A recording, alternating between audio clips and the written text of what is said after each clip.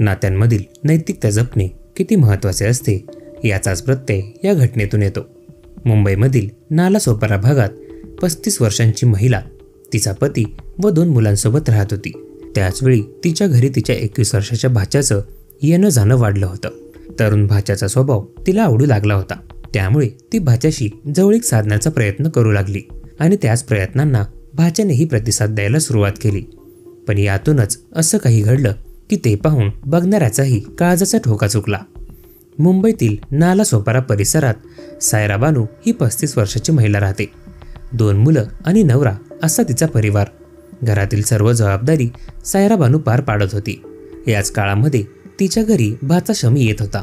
सतत घरात राहणारी सायरा बानू भाच्याच्या स्वभावाच्या प्रेमात पडू लागली होती। शमी हा तिचा भाचा होता, तर सायरा त्याची मामी लागत होती। शमी आता 21 वर्षांचा होता। त्याचंही आता लग्नाचं वय झालं होतं। पण सायरा बानू ज्या पद्धतीने शमीसोबत वागत होती त्यावरून तिला त्याच्याकडून काय अपेक्षा होती ते तो समजू लागला होता। परंतु मामीचं नातं असल्याने शमी विचारात पडला होता। असेच काही दिवस निघून गेले, मात्र मामी शमीला अजूनच भाव देऊ लागली होती। एके दिवशी शमी मामीला थेट बोलला की काय मामी, असे का बघताय? त्यावर सायरा बानू गालातल्या गालात हसली आणि म्हणाली, तू खूप सुंदर आहेस, मला थोडा वेळ देत जा। दुपारी कामानिमित्त मला भेटायला आलास तर मलाही बरं वाटेल।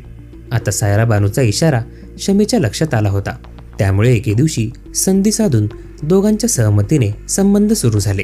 मामीने भाच्याला आता तरुणपणाचं सुख द्यायला सुरुवात केली होती। शमीला या सगळ्या गोष्टी नवीन होत्या, त्यामुळे तो तर मामीवर तुटून पडायचा आणि हे सायरा बानूला आवडू लागलं होतं। आता दोघेही न चुकता मनसोक्त आनंद घेऊ लागले होते। जवळपास 2 वर्षे दोघांचा हा खेळ चालला। शमी हा तर तरुण होता, पण त्याला त्याच्यापेक्षा कित्येक वर्षांनी मोठे असणारी मामी चांगलं सुख देत होती। त्याला सर्व काही करायला मिळत होतं, त्यामुळे तो खुश होता। तरुण मुलाकडून सुख घेताना सायरा बानू सुद्धा खुश होती। दोघांचं सगळं बिंदास चालू होतं। मुलगा वयात आल्यामुळे शमीच्या घरचे लग्नासाठी स्थळ शोधू लागले। मामी म्हणून सायरा बानू त्यात भाग घेत असली तरी तिचं वागणं वरवर होतं। शमीचं लग्न झालं तर आपल्याला मिळणाऱ्या सुखात खंड पडेल याची भीती मामीला होती, त्यामुळे ती सतत त्याला लग्न न करण्याबद्दल सांगत होती। ती सांगेल तेव्हा तो मान हलवायचा, पण घरच्यांनी मुलगी पाहायला सांगितले की तो त्यांच्यासोबत जायचा। शमीचं मन आता मामीपासून भरलं होतं। आता ती त्याला नकोशी वाटू लागली होती। आता घरी नवीन बायको येणार आहे, त्यामुळे तो मामीला टाळू लागला होता। घरच्या लोकांनी शमीसाठी स्थळ शोधलं आणि त्याचं लग्न जमवलं। त्यामध्ये तोही काही बोलू शकला नाही, पण जसं त्याचं लग्न ठरलं हे सायरा बानूला समजलं तसं ती चिडचिड करू लागली। पुढच्या 6 महिन्यातच शमीचं लग्न झालं। शमी त्याच्या बायकोला घेऊन आता दिल्लीला राहू लागला होता।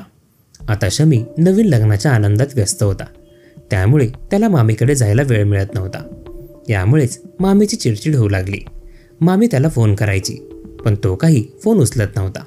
एके दिवशी वैतागून त्याने फोन उचलला आणि त्या दोघांनी नालासोपारा इथे भेटायचं ठरवलं। तिथेच आपण सोबत वेळ घालू असं शमी मामीला म्हणाला। मामी सुद्धा शमी याच्याबरोबर जायला तयार झाली।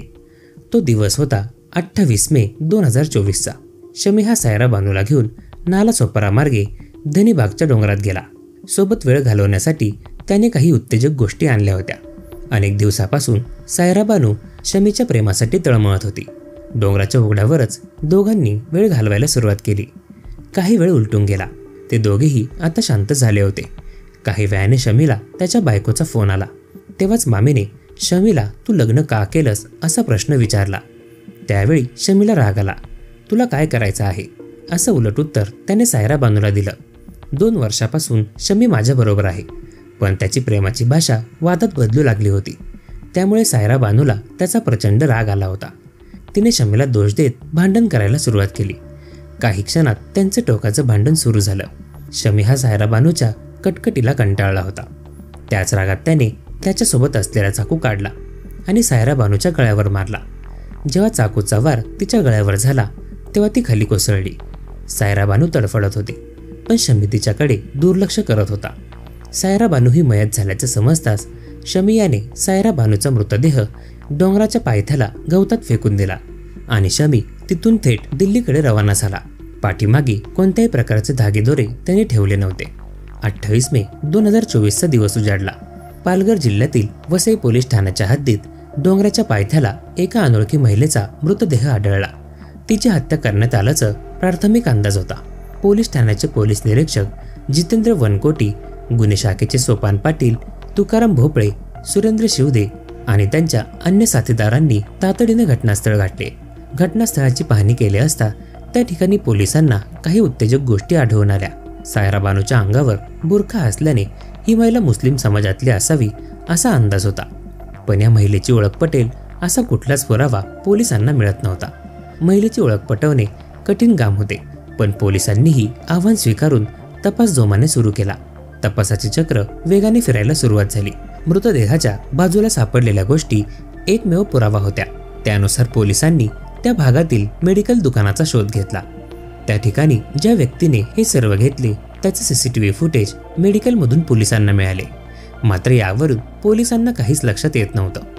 पोलिसांनी परिसरातील मुस्लिम नावाची मतदार यादी शोधली. त्यानुसार प्रत्येक घरी जाऊन त्यांनी विचारपूस सुरू केली. याच परिसरात राहणाऱ्या जियाल शहा याच्या घरात मयत महिलेचा फोटो घेऊन पोलीस पोहोचले. त्या ठिकाणी गेल्यानंतर सदरील महिलेचा शोध लागला. सायरा बानू ही गेल्या 3 दिवसापासून बेपत्ता असल्याचं तिच्या घरून समजलं. त्यानुसार पोलिसांनी मेडिकलमधील सीसीटीव्ही फुटेज जियायुल यांना दाखवले. त्यावेळी तो इसम सायरा बानू हिचा भाचा शमी असल्याचं समोर आले. शमीचा शोध घेण्यासाठी पोलीस त्याच्या घरी गेले. त्यावेळी तो दिल्लीला बायकोसोबत राहत असल्याचं समजलं. दिल्लीमध्ये शमी हा एका बेकरीत काम करत असल्याची माहिती पोलिसांना मिळाली होती. त्यानुसार पोलिसांनी एक पथक तैनात केलं आणि तात्काळ दिल्लीला रवाना झाले. पोलिसांनी दिल्लीच्या अमरविहार परिसरातील तब्बल 100-150 बेकरीत शोध घेतला. तेव्हा एका बेकरीत तो काम करत असल्याचे पोलिसांच्या निदर्शनास आले. पोलिसांनी त्याला ताब्यात घेतलं आणि मुंबईत आणलं. त्याने पोलिसांसमोर आपला गुन्हा कबूल केला आणि त्याला अटक करण्यात आली. शेवटी काय मिळवलं? नवीनच लग्न झालेली बायको एकटी पडली. मामीच्या नादात नवरा जेलमध्ये गेला. क्षणिक सुखापोटी सायरा बानू जीव गमावून बसली. स्वतःचा सुखी संसार असून सुद्धा नको त्या गोष्टीच्या मोहात पडणे किती महागात पडू शकतं याचाच प्रत्यय या घटनेवरून आपल्याला येऊ शकतो. क्षणिक सुखाच्या शोधात जर तुम्ही अनैतिक गोष्टींमध्ये अडकाल तर तुमची सुटका होणे अशक्य आहे. त्यामुळे सुखी वैवाहिक जीवनाला तडा जाईल आणि आपल्यामुळे कोणी अडचणीत येईल अशा गोष्टी करणे टाळा.